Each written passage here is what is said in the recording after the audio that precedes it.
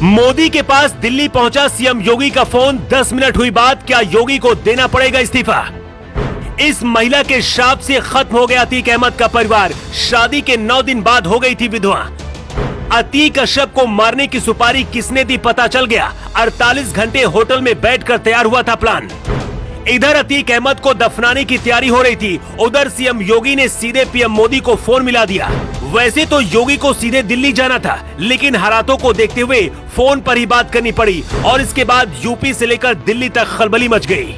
इधर अतीक अहमद की खबर खोदी जा रही थी और उधर जिस शख्स ने अतीक और अशरफ को मारने की पूरी प्लानिंग की, उसके बारे में भी पता चल गया। 48 घंटे एक होटल में बैठकर पूरी कहानी लिखी गई थी और फिर उसे अंजाम तक पहुंचाया गया। जिसने अतीक अहमद को मरवाया वो कौन है आपको बताएंगे, लेकिन उससे पहले आपको बताते हैं उस महिला की कहानी जिसके श्राप ने अतीक अहमद के परिवार को खत्म कर दिया। ये वो महिला है जो अतीक अहमद को खत्म करने के लिए पिछले 17 साल से लड़ाई लड़ रही थी। अतीक अहमद को बर्बाद करने और खत्म करने के पीछे सबसे बड़ा हाथ पूजा पाल का है।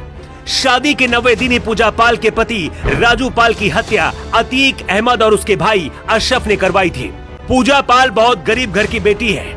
अस्पताल में 500 रुपए महीने की नौकरी करती थी।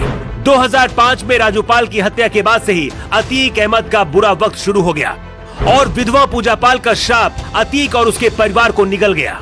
योगी सरकार में अतीक अहमद के गुनाहों का हिसाब हो गया है, लेकिन क्या अतीक अहमद की वजह से योगी आदित्यनाथ को मुख्यमंत्री की कुर्सी से इस्तीफा देना पड़ेगा? क्या दिल्ली से संदेश आ गया है और ऐसा क्यों होगा, इसकी वजह चलिए आपको बताते हैं। अतीक अहमद केस में अब असदुद्दीन ओवैसी की एंट्री हो गई है। ओवैसी पूरे देश के मुसलमानों को अपने पक्ष में करने की कोशिश कर रहे हैं और अतीक अहमद के जरिए हवा बनाकर योगी के खिलाफ बहुत बड़ी साजिश रची जा रही है। ओवैसी ने कहा आज बीजेपी सत्ता में है तो कल कोई और होगा, तब क्या होगा? जश्न तब मनाओ जब कोर्ट सजा देगा। हर किसी को आप गोली मार देंगे तो फिर अदालत क्या करेगी? इंदिरा गांधी, बेअंत सिंह, महात्मा गांधी, राजीव गांधी के हत्यारों को भी कोर्ट से सजा मिली थी। यूपी के मुख्यमंत्री को पद पर बने रहने का कोई अधिकार नहीं है। अतीक अहमद की हत्या के लिए उत्तर प्रदेश के मुख्यमंत्री जिम्मेदार हैं। उनको अपने पद को छोड़ना पड़ेगा और उन्हें त्याग पत्र देना ही चाहिए।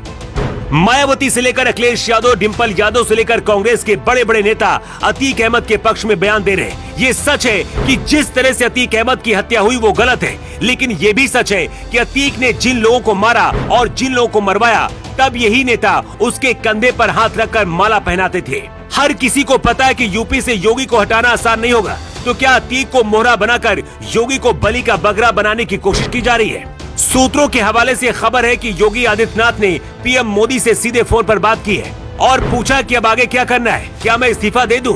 बताया जा रहा है कि योगी की ये बात सुनकर मोदी बहुत गुस्सा हो गए हैं और बोले इसमें आपकी कोई गलती नहीं है। मोदी ने योगी से कहा कि 6 साल पहले आपको एक विश्वास के साथ यूपी सौंपा था, कानून के तहत सब कुछ करना है। अब सवाल यह है कि आखिर अतीक को मारने की सुपारी किसने दी?